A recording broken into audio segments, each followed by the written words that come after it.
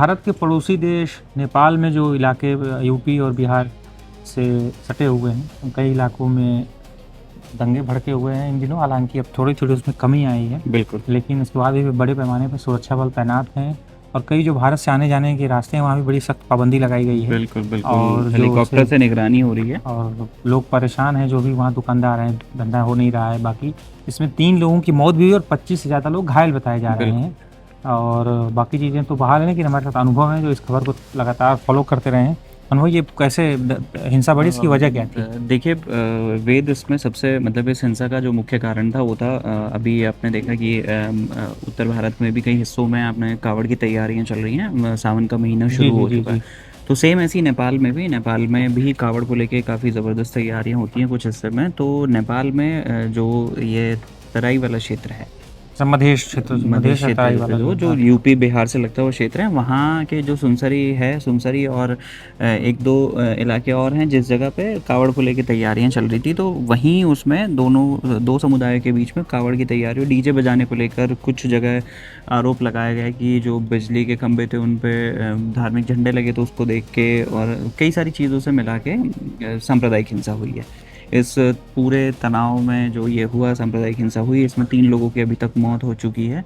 कुछ इलाकों में कर्फ्यू लगा हुआ है, कुछ इलाकों से अभी हटा लिया गया है। जो नेपाल के गृह मंत्री हैं सुदन गुरुङ, उन्होंने भी प्रभावित इलाकों का दौरा किया है ताकि हालात को थोड़ा सामान्य बनाया जा सके।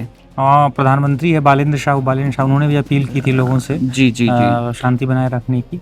लेकिन ये ऐसा नहीं है कि नेपाल में, जैसे कि हमने लगातार ये पिछले कुछ वर्षों से नेपाल में देखें तो हिंसा भड़क रही है, हाँ, सांप्रदायिक हिंसा भड़क रही है। बिल्कुल, बिल्कुल, बिल्कुल। जी। नेपाल अब का जो मतलब अगर आप रिकॉर्ड देखें तो नेपाल के बहुत सारे इलाके ऐसे हैं, जहाँ पिछले कुछ सालों में अगर हम बात करें तो 2007 में, 2022 में, 2023 में 2 बार, 2024 में, 2026 में, जनवरी 2026 में भी, और उसके अलावा मार्च और अभी फ़िलहाल जुलाई में। मतलब 2026 में हम कह सकते हैं कि 2026 में तो ये 3 बार ऐसी सांप्रदायिक हिंसा देखने को मिली है नेपाल के अंदर।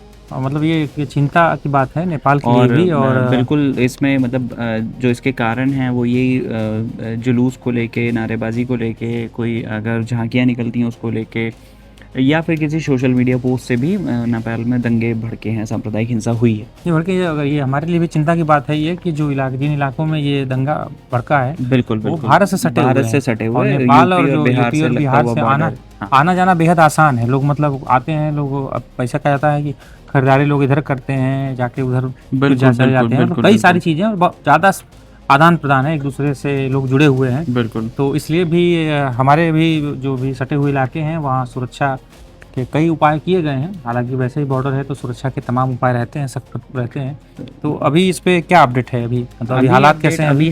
अभी हालात को नॉर्मलाइज़ किया जा रहा है। जो हिंसा प्रभावित इलाके हैं उनमें पुलिस का पूरा फ्लैग मार्च हो रहा है। जो नेपाल की आर्मी है, जो बाकी पैरामिलिट्री फोर्सेस हैं, मतलब जितना भी वहाँ पे फोर्सेस हैं, उन सबको वहाँ पे पोस्टिंग की, उनको सबको तैनात किया गया है ताकि हालातों को सामान्य बनाया जा सके।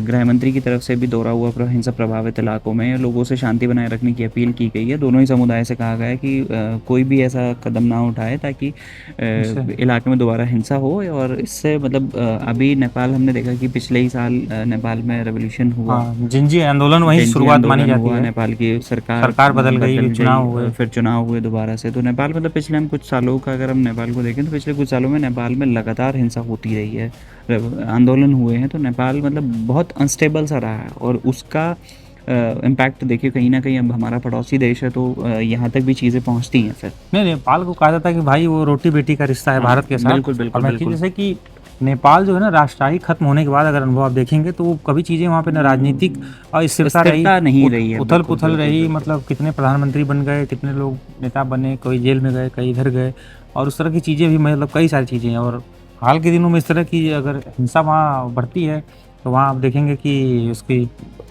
आँच जो है थोड़ी मोड़ी भारत के हाँ, जो भी बिल्कुल। सटे देखिए, हुए इलाके हैं वहाँ पड़ेगी। पड़ोसी इलाका है, और नेपाल से हमारे रिश्ते बहुत ही मतलब हम कह सकते हैं कि हमारे रिश्ते बड़े घनिष्ठ रहे हैं।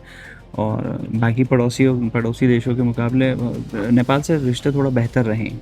अभी हाल ही में एक बिहार में भी एक जो नेपाल सटा हुआ इलाका वहाँ हिंसा भड़की थी, तो बिल्कुल। उसमें भी ये आरोप लगे थे कि वो नेपाल से कुछ लोग आए और उन्होंने पत्थरबाजी कर दी थी जी, जी, जी, हाल ही में एक जुलूस के दौरान। क्योंकि देखिए नेपाल से भारत की जो सीमा है वो पूरी अनफेंस्ड सीमा है। मतलब आप बाकी देशों अगर जैसे हम देखें कि अगर बांग्लादेश से सीमा है तो वहाँ कुछ हिस्सा है जिसमें फेंसिंग नहीं है, कुछ बहुत बड़ा हिस्सा जिसमें फेंसिंग है। और नेपाल से जो भारत की सीमा लगती हुई है वो बिल्कुल ओपन बॉर्डर्स हैं, तो मतलब एक दूसरे देश में जाना बहुत आसान है।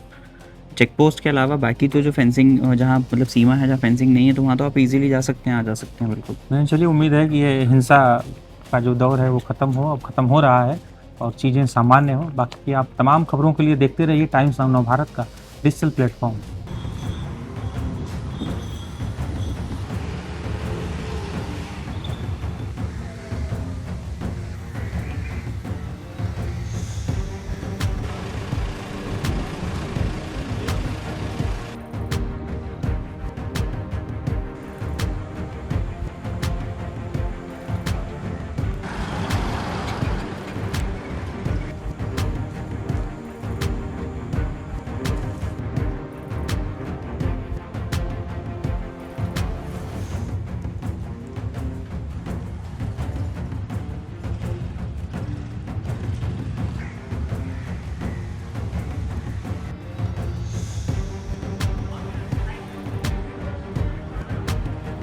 योग्य बनिने पाहिजे।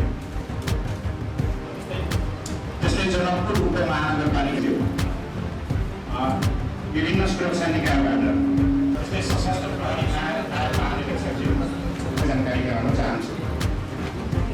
म जिल्ला प्रशासन